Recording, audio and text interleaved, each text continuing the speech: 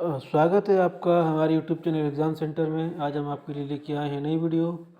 इस वीडियो में हम बात करेंगे कि क्या सही में मिलेगी डीएड वालों को नियुक्ति और कब तक लगेगी आचार संहिता, और साथ ही बात करेंगे कि क्या 28 नवंबर 2024 को जो सुनवाई होने वाली है उसकी डेट आगे बढ़ेगी या फिर उसी डेट में होगी।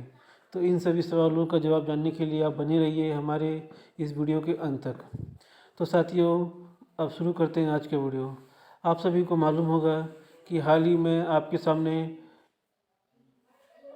पंचायत चुनाव और नगरीय निकाय चुनाव की घोषणा होनी है, जिसको लेकर राज्य स्तर में भी बहुत तेज से तैयारी चल रही है। ऐसा माना जा रहा है कि आने वाले महीनों में इसकी घोषणा हो सकती है और साथ ही साथ आचार संहिता लग सकती है। तो आज हम बात करेंगे कि आचार संहिता कब लगेगी। इसके लिए आपको हम दिखाते हैं कि कल की न्यूज़पेपर में जो कटिंग आई थी उसको आप देखिए और पढ़िए। और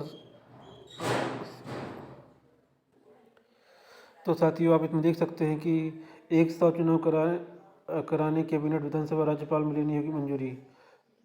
दिसंबर में आचार संहिता, जनवरी में निकाय व पंचायत चुनाव अधिनियम में संशोधन जरूरी। मतलब इसमें हेडिंग जो लिखा है इसका मतलब यही है कि दिसंबर के लास्ट वीक या फिर 22 तारीख के बीच में आचार संहिता की घोषणा हो सकती है, और साथ ही साथ जनवरी में निकाय व पंचायत चुनाव की भी घोषणा होगी और उसमें चुनाव भी हो सकेंगे। तो साथियों, ये बहुत बड़ी न्यूज़ है आपके लिए, क्योंकि अगर दिसंबर में आचार संहिता लगती है तो डीएड वालों के लिए खतरे की घंटी हो सकती है, क्योंकि उनके पास बहुत कम ही टाइम बचेगा अपनी नियुक्ति को लेने के लिए। तो इसके लिए उन्हें आज से ही और अभी से ही इसके लिए जी तोड़ मेहनत करनी पड़ेगी और सरकार के पास जाके अपनी बातों को रखना पड़ेगा, तभी आपको आचार संहिता से पहले नियुक्ति मिल सकती है। नहीं तो फिर आप फरवरी तक भूल जाइए, क्योंकि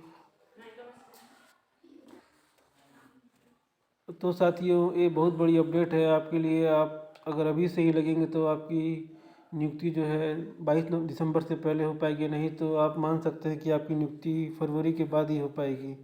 इसके लिए फिर से आपको सरकार के पास जाना पड़ेगा, दबाव बनाना पड़ेगा। ऐसे करते करते आपको जून जुलाई के आसपास नियुक्ति मिलेगी, अगर आप अभी अपना सरकार के ऊपर दबाव नहीं बनाते हैं। तो अभी आपके पास सही टाइम भी है, क्योंकि चुनाव आने वाले हैं, तो सरकार भी जो है आपकी बात सुनने की मूड में रहेगी। चुनाव के बाद फिर सरकार आपकी बातों को सही ध्यान से नहीं सुन पाएगी और आपकी जो नियुक्ति है उसको आगे बढ़ाती रहेगी। तो साथियों, ये था कि आने वाले महीने में दिसंबर में ही 22 तारीख को आपके सामने आचार संहिता की न्यूज़ को आप सुन सकेंगे। तब से 22 दिसंबर से आपकी आचार संहिता लग जाएगी। तो आपके पास अभी कुल 1 महीने का समय है। तो इस 1 महीने के अंदर आपको सरकार से जाके अपनी बात रखनी पड़ेगी और साथ ही साथ आपको अपने लिए लड़ना पड़ेगा, तभी आपको जाके नियुक्ति मिलेगी।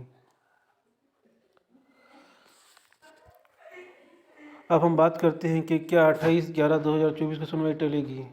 तो साथियों, जैसा कि मैंने बताया कि अभी आने वाले 1 महीने में आचार संहिता की घोषणा हो जाएगी। तो अब सामने वाले जो वकील हैं, सरकारी वकील हैं, वो भी चाहेंगे कि उनको आगे की डेट मिले, ताकि आचार संहिता लगने तक कोई सुनवाई नहीं हो। क्योंकि आचार संहिता लग जाएगी तो डीएड वाले भी ज़्यादा फोकस नहीं करेंगे और सरकार भी जो है ज़्यादा फोकस नहीं करेगी, क्योंकि उनके सामने चुनाव रहेंगे तो उसी की तैयारी में ही लग जाएगी। तो साथियों, अगर 28 नवंबर को जो सुनवाई नहीं होती है तो फिर आने वाले टाइम में डीएड वालों की नियुक्ति के लिए बहुत ही दिक्कत होगी। साथ ही साथ उनको जो अगर डेट जो है अगले महीने मिलती है, जैसे 22-23 तारीख दिसंबर को मिलती है, तो फिर ये मामला जो है ठंडी बस्ती में चला जाएगा और सरकार भी चुनाव के कारण और अधिकारी भी चुनाव के कारण बहाना मार के आपकी जो फाइल जो है उसको आगे नहीं बढ़ा पाएंगे। तो अगर सुनवाई होती है तो हमारे वकील जो रहेंगे, डीएड वाले की तरफ से वकील जो रहेंगे, उनको आप बोलिए कि उसी दिन ही सभी जो डॉक्यूमेंट्स होते हैं सरकार की तरफ से, जितने भी आपको जैसा मालूम होगा सूची जो है, उसको 28 तारीख तक ही अगर दे देते हैं तो फिर आपकी जो नियुक्ति जो है उसको भी आसानी से मिल सकेगी। और जो हमारे माननीय जज साहब रहेंगे वो भी अपना आदेश निकाल सकते हैं, क्योंकि उनको बस एक सूची चाहिए कि कितने अभ्यर्थियों को ज्वाइनिंग देनी है, नियुक्ति देनी है। उसके आधार पर वो अपना नया आदेश निकालेंगे सरकार पे कि आप इनको नियुक्ति दीजिए और साथ ही साथ इनको उनकी जो नौकरी में सेवा करने का मौका दीजिए।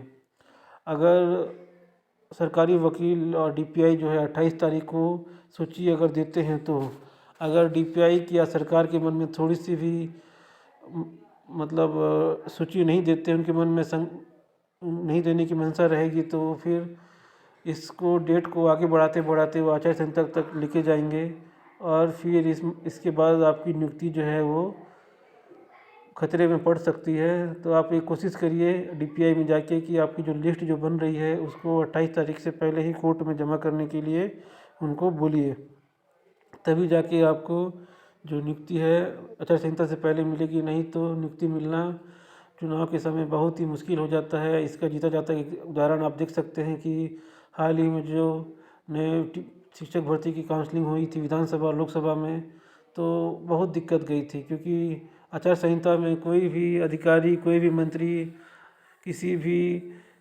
फाइल में साइन करने से बचता है, क्योंकि उस टाइम चुनाव रहते हैं तो कोई भी बड़ा फैसला वो लोग नहीं ले सकते। इसी कारण नियुक्ति भी बहुत बड़ा फैसला होता है, तो इस टाइम ज्वाइनिंग भी मिलना बहुत मुश्किल हो जाता है, जिसके कारण कोई भी अधिकारी जो है इस फाइल में साइन नहीं करता है। तो साथियों, आपके पास 1 महीने का समय है। आप इस 1 महीने के समय में जी तोड़ अगर मेहनत करेंगे और अपनी बात सरकार तक पहुंचाएंगे तो आपको 100% आपको नियुक्ति मिलेगी और सरकार भी आपका साथ देगा। अगर सरकार आपकी बातों को समझता है तो आपको जल्द ही नियुक्ति मिलेगी। तो साथियों, ये था आज की वीडियो में और आने वाले दिनों में 28 नवंबर की तारीख की जो आपका जो कोर्ट में सुनवाई चल रहा है उसकी भी सुनवाई होनी है। तो इस बीच जो भी अपडेट आपके लिए आता है हम आपको इस अपने चैनल के माध्यम से आप तक पहुंचाएंगे, लेकिन उसके लिए आपको हमारे चैनल को सब्सक्राइब करना पड़ेगा, वीडियो को शेयर करना पड़ेगा, लाइक करना पड़ेगा। तो साथियों, मिलते हैं आपसे अगले वीडियो में, तब तक के लिए नमस्कार, जय हिंद।